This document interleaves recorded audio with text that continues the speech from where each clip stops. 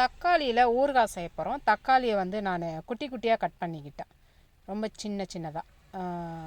ஏன்னா அப்போ தான் தக்காளி தோல் வந்து எந்த இடத்துலையும் ஊறுகாயில் தென்படக்கூடாதுன்ட்டு குட்டி குட்டியாக கட் பண்ணிக்கிட்டேன். இப்போ கடாயில் ஒரு 5-6 ஸ்பூன் எண்ணெயை ஊற்றிக்கிறேன். இந்த 5-6 ஸ்பூன் எண்ணெயை பார்த்துங்க, இந்த எண்ணெய் அப்படியே கடைசியாக ரிட்டர்ன் ஆகிற வரைக்கும் இந்த தக்காளி வந்து வதங்கணும். வரும், இந்த போட்ட எண்ணெய் அப்படியே திரும்பி ரிட்டர்ன் வரும். இப்போ நம்ம எண்ணெய் காஞ்சோன்னே பொடிசாக கட் பண்ணி வச்சுருக்கிற தக்காளியை போட்டுட்டு நல்லா அப்படியே பெரட்டுறோம். அப்படி பெரட்ட என்ன செய்யும், அந்த தக்காளியில் உள்ள ஜூஸே வெளியாகும். ஸோ நம்ம எக்ஸ்ட்ரா தண்ணி எதுவுமே ஊற்ற வேணாம். ஒரு ஸ்பூன் மஞ்சத்தூளையும் போட்டுட்டு நல்லா அப்படி பெரட்டி விடுறோம். அந்த பெரட்ட என்ன செய்யும், தக்காளி ஜூஸு அப்படி கொஞ்சம் அதிகமாகும். இப்போ எந்த அளவுக்கு அதிகமாக இருக்குது பாருங்கள். இது எல்லாமே தக்காளியில் உள்ள ஜூஸ் தான், நம்ம எக்ஸ்ட்ரா எதுவும் தண்ணியெல்லாம் ஊற்றலை. ஸோ இத்தனை தக்காளி ஜூஸும் சுண்டி வரணும். சுண்டி நம்ம போட்ட 5-6 ஸ்பூன் எண்ணெயும் திரும்பி ரிட்டர்ன் வரணும். ஸோ அந்த அளவுக்கு இந்த தக்காளி சுருங்கணும். நல்லா ஒரு 2 நிமிஷத்துக்கு நல்லா பரட்டி விட்டுட்டு இப்போ என்ன செய்கிறோம், ஒரு மூடியை போட்டு அடுப்பை வந்து சிம்மில் வச்சுருங்க. ஒரு 10 நிமிஷத்துக்கு சிம்மிலே இருக்கட்டும். அதுக்குள்ளே நம்ம ஒரு பொடி ஒன்று ரெடி பண்ணிக்கிட்டு வந்துடுவோம். இப்போ நான் அந்த தக்காளி அளவுக்கு இருக்கிறதுக்கு ஏற்ற மாதிரி சேப்பு மிளகாய் எடுத்துக்கிட்டேன், வெந்தயம் எடுத்துக்கிட்டேன், கடுகு எடுத்துக்கிட்டேன், கொஞ்சோண்டு மல்லி எடுத்துக்கிட்டேன். இப்போ சேப்பு மிளகாயை வெறும் கடாயில் தான் வறுக்கணும், எண்ணெயெல்லாம் சேர்க்கக்கூடாது. வெறும் கடாயில் நல்லா ப்ரௌனாக வறுத்துக்கிறோம். இப்போ நல்லா ப்ரௌனாக வறுத்தாச்சு. இப்போ வறுத்த மிளகாயை ஒரு சின்ன பிளேட்டில் எடுத்து வச்சிடுறோம். அடுத்து நெக்ஸ்ட்டு வந்து வெந்தயத்தை வறுக்கிறோம். வெந்தயமும் வந்து நல்லா ப்ரௌனாக ஆகணும். ஸோ அதுவும் நல்லா ப்ரௌனாக வறுத்தாச்சு, அதையும் மிளகாவோடய சேர்த்துக்கிறோம். அடுத்து நெக்ஸ்ட்டு வந்து கடுகு வந்து நல்லா பொரியணும், நல்லா படபடன்னு நல்லா பொரியணும். ஸோ கடுகு நல்லா கம்ப்ளீட்டாக பொரிஞ்சிடுச்சு. ஸோ அதையும் சேர்த்து நம்ம மிளகாவோடய போட்டுக்கிறோம். அடுத்தது மல்லியும் நல்லா ப்ரௌனாக வறுத்து மிளகாட. இந்த வறுக்கிற ஐட்டத்தை மட்டும் நீங்கள் எல்லாம் ஒன்றா வறுத்தோம்னா ஏதாவது ஒரு பொருள் நல்லா வறுபட்டிருக்கும், ஏதாவது ஒரு பொருள் சரியாக வறுபட்டிருக்காது. அதனால தான் நான் என்ன செய்கிறது, ஒவ்வொன்றையும் தனித்தனியாக வறுக்கிறது. தனித்தனியாக வறுத்தோம்னா ஒவ்வொரு பொருளும் கம்ப்ளீட்டாக வறுபடும், அதுக்காக தான். ஸோ எல்லாமே கம்ப்ளீட்டாக வறுபட்டிருக்கு. ஸோ வறுபட்ட ஐட்டத்தை ஆற விட்டு மிக்ஸி ஜாரில் போட்டு இப்போ நம்ம வந்து ஒரு பொடி மாதிரி இதை பொடிக்க போகிறோம்.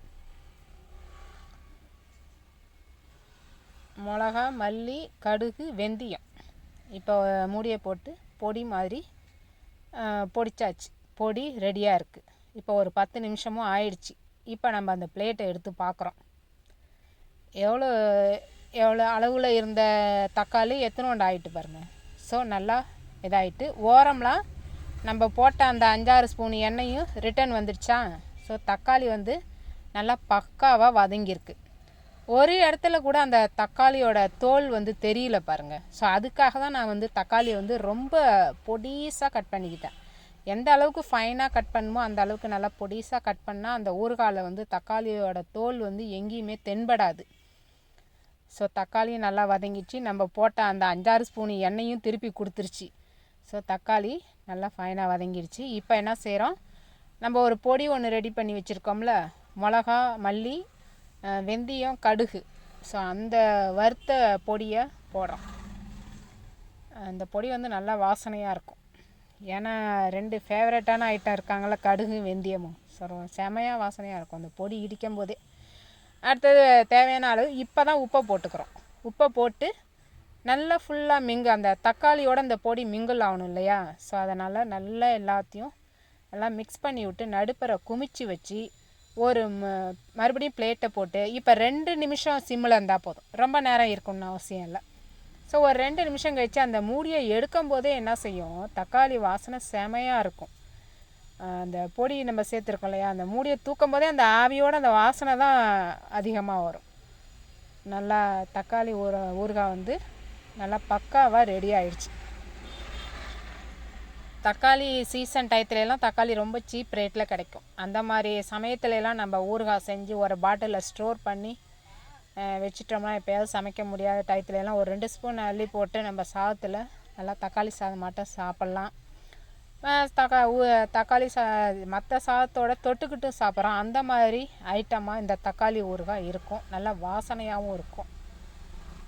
பொடிசாக நம்ம தக்காளியை கட் பண்ணி இப்போ செஞ்சதுனால என்ன செய்யும், அந்த தக்காளியோட தோல் வந்து எங்கேயுமே தென்படாது ஊறுகால. அவ்வளவு தக்காளி வந்து அவ்வளோ ஸ்மாஷாக வதங்கி அந்த பொடியோட வாசனையோட இந்த தக்காளி ஊறுகாய் இருக்கும்.